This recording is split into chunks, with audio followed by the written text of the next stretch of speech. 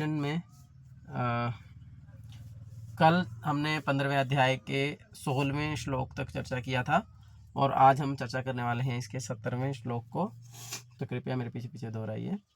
उत्तमः पुरुषत्वन्यः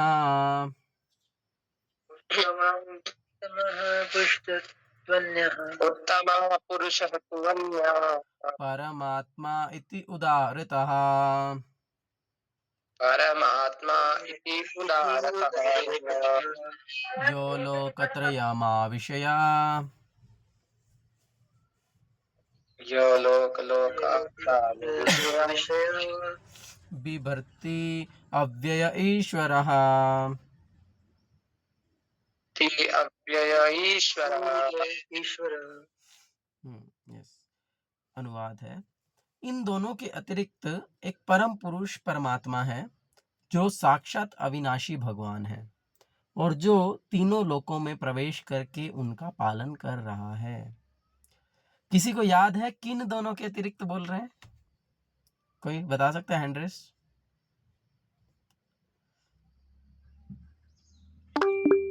जी, लक्ष्य प्रभु। प्रभु जी, भौतिक और आध्यात्मिक जगत के नहीं। हाँ जी, ऋषभ प्रभु बोलिए।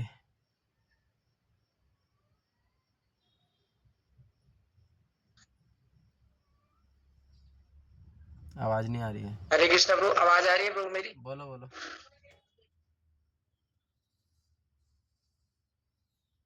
क्षर और अक्षर प्रभु। कल हमने पढ़ा था 16वें श्लोक में क्षर और अक्षर जीव, च्युत और अच्युत, यानी बद्ध जीव और मुक्त जीव। तो उन दोनों जीवों के अतिरिक्त स्वयं एक परम पुरुषोत्तम परमात्मा भी हैं जो कि अविनाशी भगवान है और जो तीनों लोकों में प्रवेश करके उनका पालन करते हैं। तात्पर्य: इस श्लोक का भाव कठोपनिषद तथा श्वेताश्वतर उपनिषद में अत्यंत सुंदर ढंग से व्यक्त हुआ है। वहां यह कहा गया है कि असंख्य जीवों के नियंता, जिनमें से कुछ बद्ध हैं और कुछ मुक्त हैं, एक परम पुरुष है जो परमात्मा है। उपनिषद का श्लोक इस प्रकार है: नित्यो नित्यानाम चेतनश्चेतनानाम। आगे भी है, एको यो बहुनाम विदधाति कामान। इस प्रकार से करके है कि सारे जीव, चाहे वो नित्य बद्ध हो या नित्य मुक्त हो, वे सब नित्य हैं।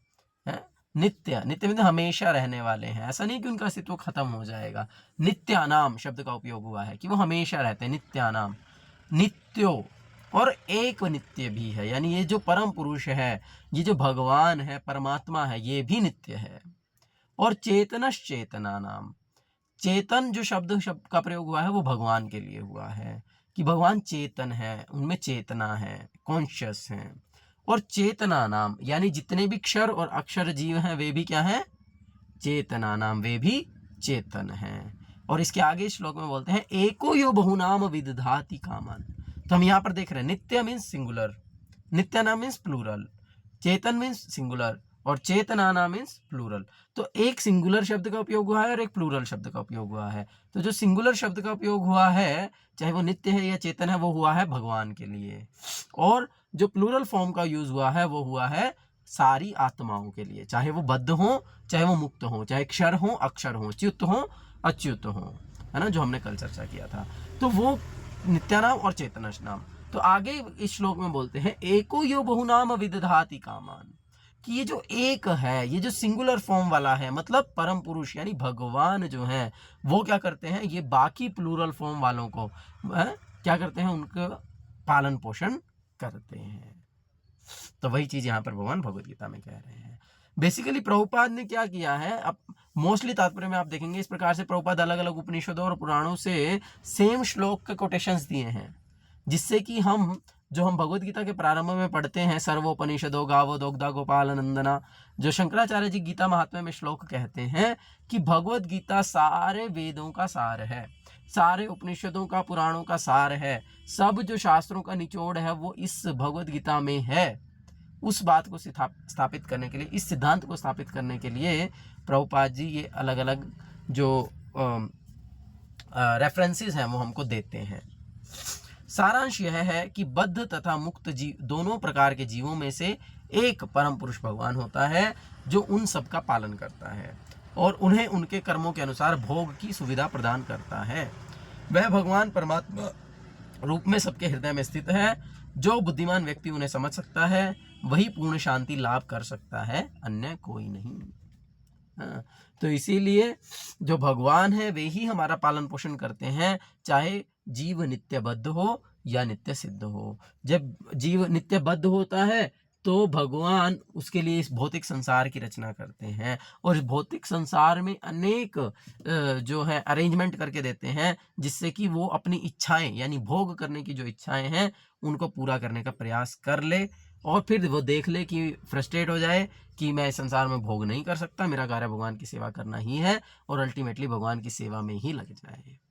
और जो नित्य सिद्ध है उनके लिए भगवान ने अपना धाम बनाया है, वो भगवान के निज परिकर भगवान के साथ में रह करके भगवान को सुख देते हुए दिव्य आनंद में रहते हैं। तो इस प्रकार से भगवान ने दोनों को ही उनके कर्मों के अनुसार भोग करने की सुविधा प्रदान की है।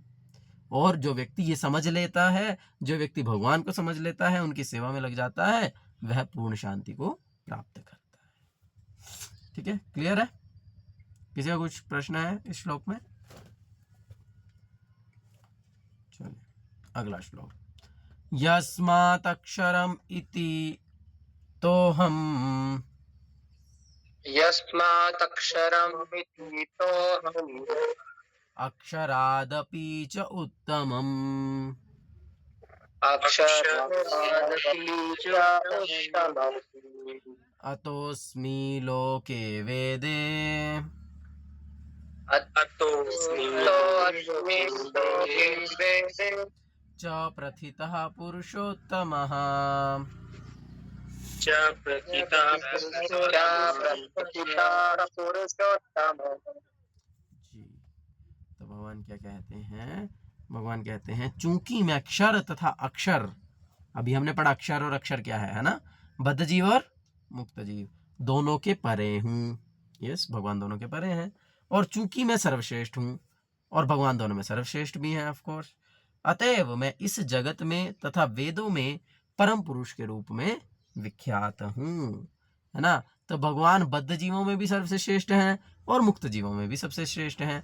क्यों? क्योंकि भगवान तो जीव हैं ही नहीं, भगवान तो सभी जीवों के स्रोत हैं, इसीलिए भगवान सर्वश्रेष्ठ हैं और वे पुरुषोत्तम के नाम से या परम पुरुष के नाम से विख्यात हैं। तात्पर्य, भगवान कृष्ण से बढ़कर कोई नहीं है, ना तो बद्ध जीव ना मुक्त जीव, अतएव वे पुरुषोत्तम हैं। अब यह स्पष्ट हो चुका है कि जीव तथा भगवान व्यष्टि हैं। तो प्रभुपाद ने कहीं पर भी मौका नहीं छोड़ा है मायावाद का खंडन करने का। जहां पर भी मौका मिलता है वहां पर मायावाद का खंडन किया है कि जीव और भगवान अलग अलग है। तो ये श्लोक भी इस बात की पुष्टि करता है, क्योंकि यहाँ पर भगवान बोल रहे हैं कि मैं पुरुषोत्तम हूँ, मैं सर्वश्रेष्ठ हूँ, मैं परम पुरुष हूँ। किससे? क्षर और अक्षर दोनों से, है ना। तो इसीलिए यहाँ पर जीव और भगवान के बीच में जो अंतर है वो पता चलता है कि चाहे जीव मुक्त अवस्था में भी क्यों ना हो, लेकिन वो भगवान के बराबर नहीं हो सकता। भगवान बोल रहे हैं मैं सर्वश्रेष्ठ हूँ। अंतर इतना है कि जीव चाहे बद्ध अवस्था में रहे या मुक्त अवस्था में, वह शक्ति में भगवान की अकल्पनीय शक्तियों से बढ़कर नहीं हो सकता।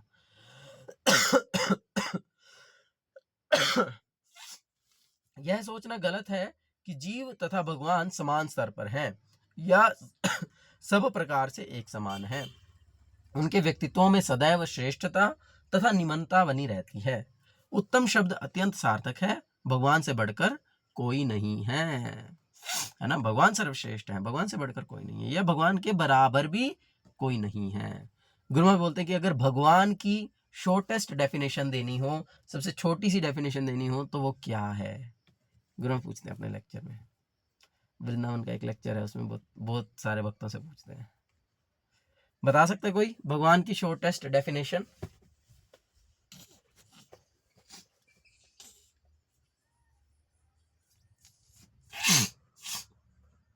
हरे कृष्णा, किसी को नहीं पता? भगवान की शॉर्टेस्ट डेफिनेशन है अस्म ऊर्ध्व। अस्म ऊर्ध्व मीन्स असम।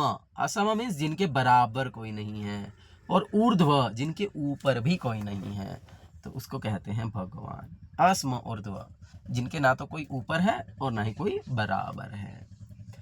तो वही यहाँ पर एक्सप्लेनेशन दी है।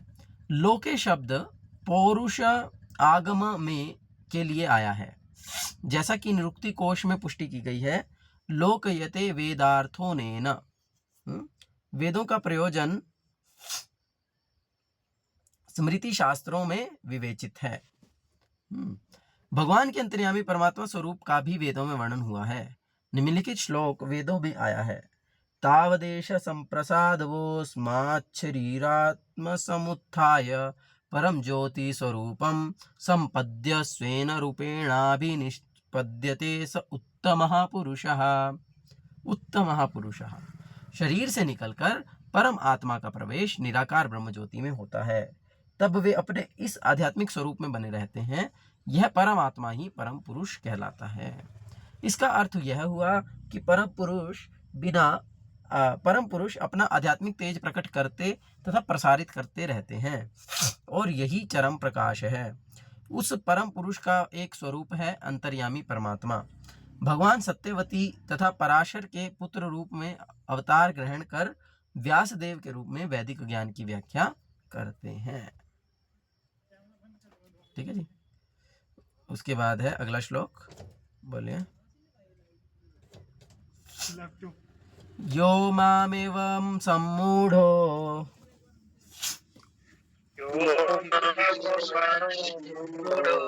जानाति पुरुषोत्तमम्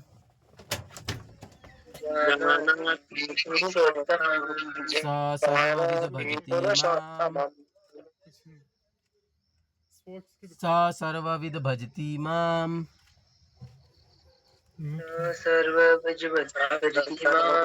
सर्वभावेन भारत।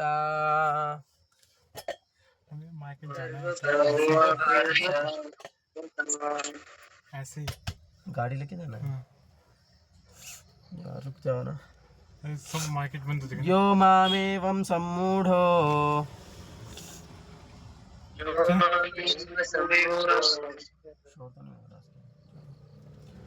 चलो जानाति पुरुषोत्तमम्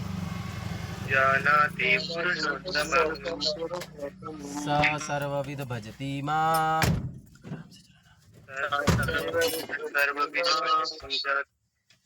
सर्वभावेन भारत।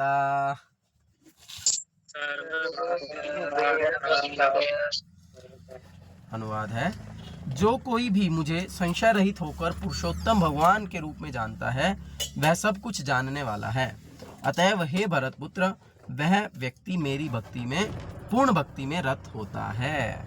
तो इसीलिए जो ये पूरा जो अध्याय है उसका मुख्य उद्देश्य क्या था कि भगवान को पुरुषोत्तम रूप में स्थापित करना, कि जो भगवान है वे सभी पुरुषों में उत्तम है। इसीलिए भगवान बोल रहे हैं कि सारे जीव जो हैं वो मेरे अंश हैं, है ना। और इस प्रकार से तो भगवान ने यही सिद्धांत स्थापित किया है अब अंत में कि मैं जो हूँ सारे जीवों में, चाहे वो बद्ध जीव हों या मुक्त जीव हों, उनमें मैं सर्वश्रेष्ठ हूँ, और सर्वश्रेष्ठ होकर के मुझे पुरुषोत्तम के नाम से जाना जाता है।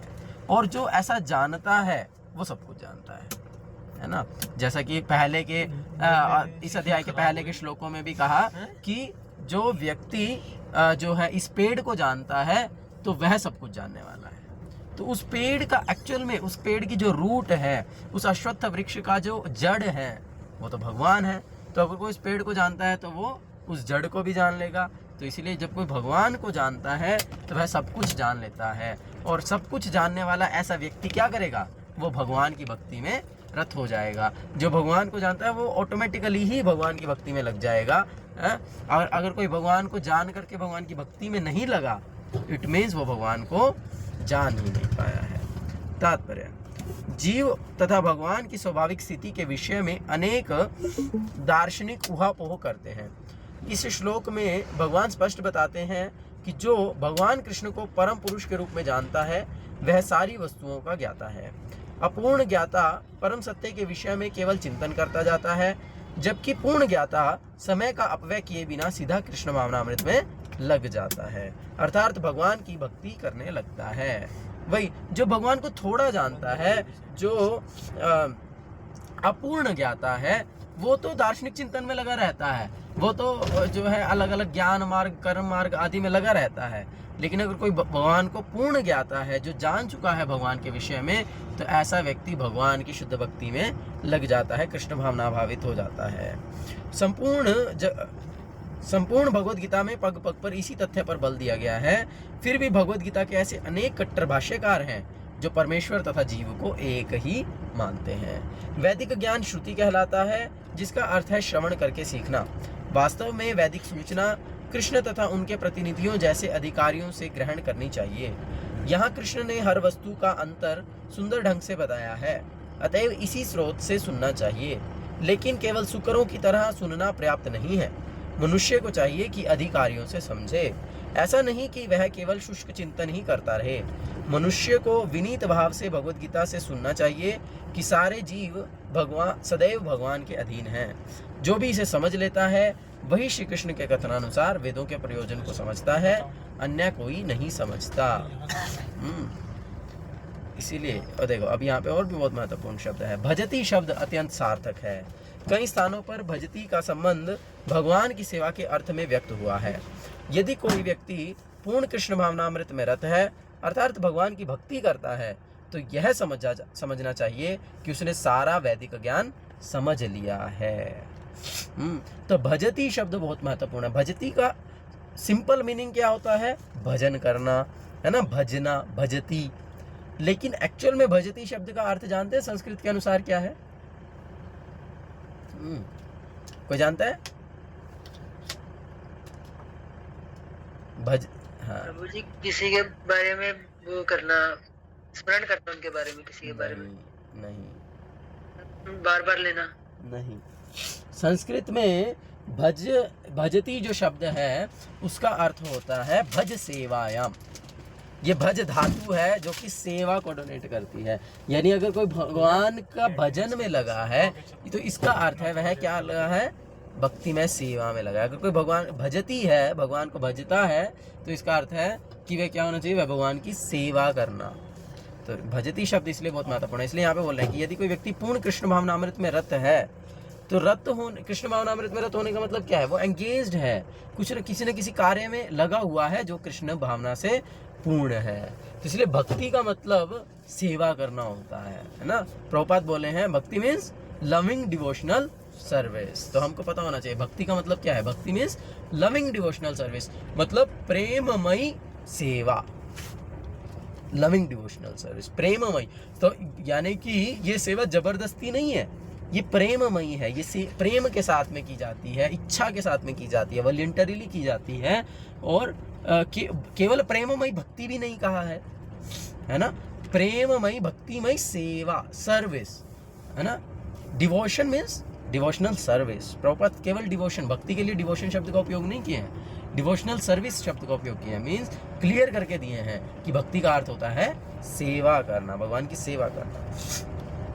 और जो भगवान की सेवा में लग गया है उस यह समझना चाहिए कि उसने सारा वैदिक ज्ञान समझ लिया है। बहुत सुंदर श्लोक आता है श्रीमद् भागवतम में, है ना, कि अहो बताश्व पचतो गरीयान यज्जिह्वा अग्रे वर्तते नाम तुभ्यम ते पूतपस्ते जुहुवु सश्नु आर्याम ब्रह्मानुचूर्णाम गृह्णन्ति एते।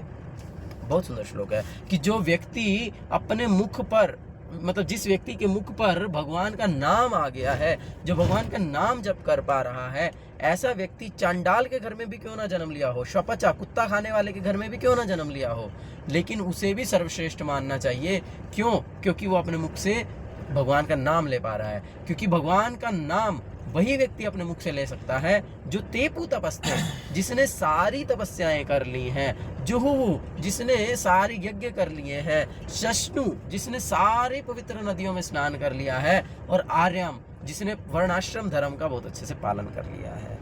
तो यानी कि अगर कोई भगवान का नाम ले पा रहा है, कृष्ण भावना भावित हो पा रहा है, भगवान की दिव्य सेवा में लगा हुआ है, तो ऐसे व्यक्ति ऑलरेडी सारे जो वैदिक अनुष्ठान हैं, वैदिक रीतियां हैं, जो कुछ भी है वो सब वो जानता है और उनका पालन कर चुका है। वैष्णव परंपरा में यह कहा गया है कि यदि कोई कृष्ण भक्ति में लगा रहता है तो उसे भगवान को जानने के लिए किसी अन्य आध्यात्मिक विधि की आवश्यकता नहीं रहती।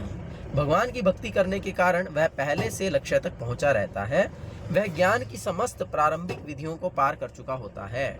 लेकिन यदि कोई लाखों जन्मों तक चिंतन करने पर भी इस लक्ष्य पर नहीं पहुंच पाता कि श्री कृष्ण ही भगवान है और उनकी ही शरण ग्रहण करनी चाहिए, तो उसका अनेक जन्मों का चिंतन व्यर्थ जाता है। तो अगर किसी ने बहुत कुछ कर लिया लेकिन वो भगवान की शरण नहीं ले पा रहा है, तो वो सब कुछ व्यर्थ है ना। श्रम एव ही केवलम, श्रीमद् भागवतम बोलता है, वो निरा श्रम है, उसका कोई वास्तविकता में लाभ मिलने वाला नहीं है।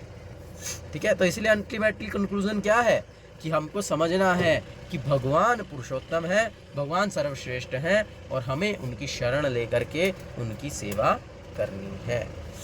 ठीक है जी, लास्ट श्लोक है इस अध्याय का। इति गुह्यतमं शास्त्रम्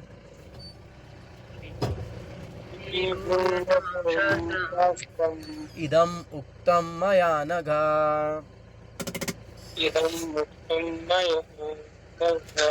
एतद्बुद्धवा बुद्धि मानस्यात्कृतकृतश्च भारत।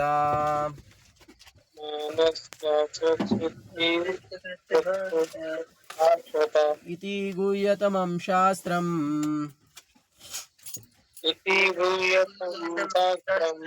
इदम् उक्तं मया नघ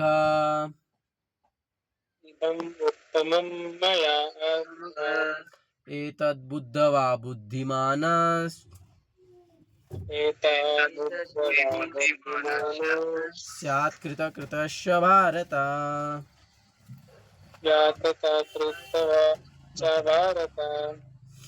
हाँ जी, अनुवाद है, हे अनघ, यह वैदिक शास्त्रों का सर्वाधिक गुप्त अंश है जिसे मैंने अब प्रकट किया है।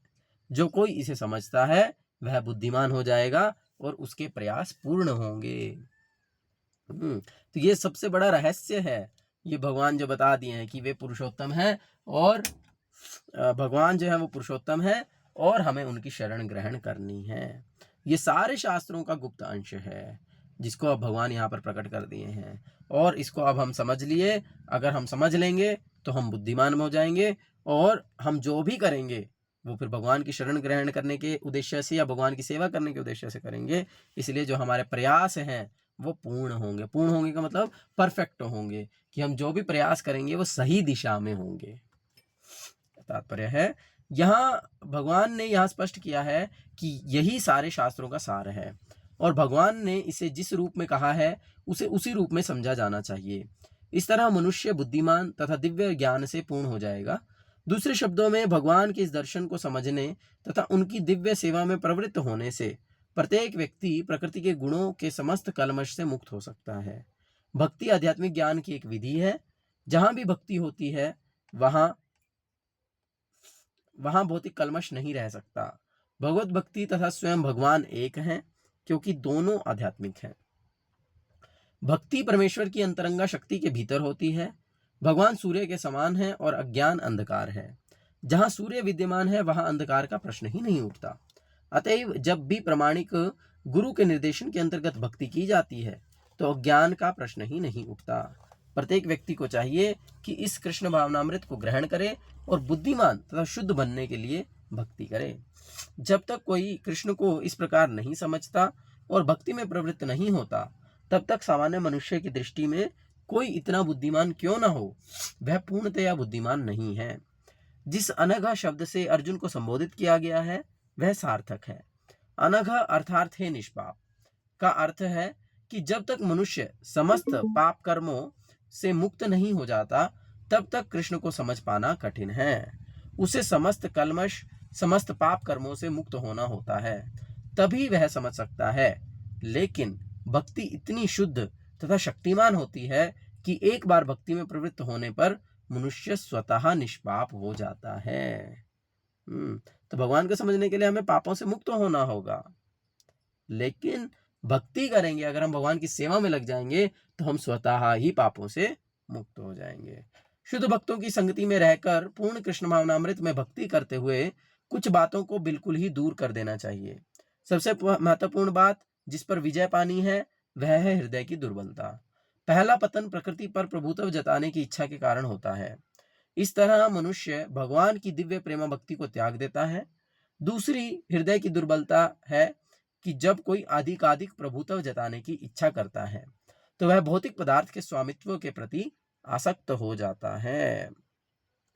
जब हमारा प्रकृति पर प्रभुत्व जताने की इच्छा होती है, भौतिक पदार्थों पर स्वामित्व का भाव होता है, तो ये जो है ये हमारे हृदय की दुर्बलताएं हैं। इस संसार की सारी समस्याएं इन्हीं हृदय की दुर्बलताओं के कारण है। यानी संसार में जितनी भी समस्याएं हैं वो इन दो कारणों से ही हैं।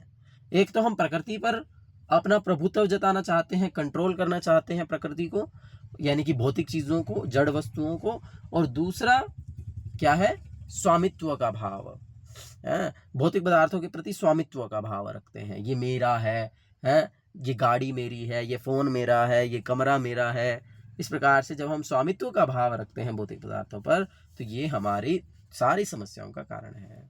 इस अध्याय के प्रथम 5 श्लोकों में हृदय की इन्हीं दुर्बलताओं से अपने को मुक्त करने की विधि का वर्णन हुआ है और 6ठे श्लोक से अंतिम श्लोक तक पुरुषोत्तम योग की विवेचना हुई है। पहले 5 श्लोकों में भगवान बोल रहे हैं ना, विरक्ति के शस्त्र से इसको काट गिराओ, है ना, तो इसीलिए वो वर्णन हुआ है। और फिर उसके बाद पुरुषोत्तम योग के विषय में बताया है कि यानी कि पुरुषोत्तम भगवान की सेवा में हमको लगना है, उनको शरणागति करनी है, ये समझाया। इस प्रकार श्रीमद् भगवद गीता के 15वें अध्याय पुरुषोत्तम योग का भक्ति वेदांत तात्पर्य पूर्ण हुआ। किसी कुछ प्रश्न तो पूछ सकते हैं। हरे कृष्णा कृष्ण कृष्ण हरे हरे, हरे राम राम राम हरे हरे। श्रील प्रभुपाद की जय, सुख स्वामी श्रील गुरु महाराज की जय, भगवद्वाणी श्रीमद् भगवद गीता की जय, निताय गौर प्रेमानंदे, हरि हरि बोल। हरे कृष्णा।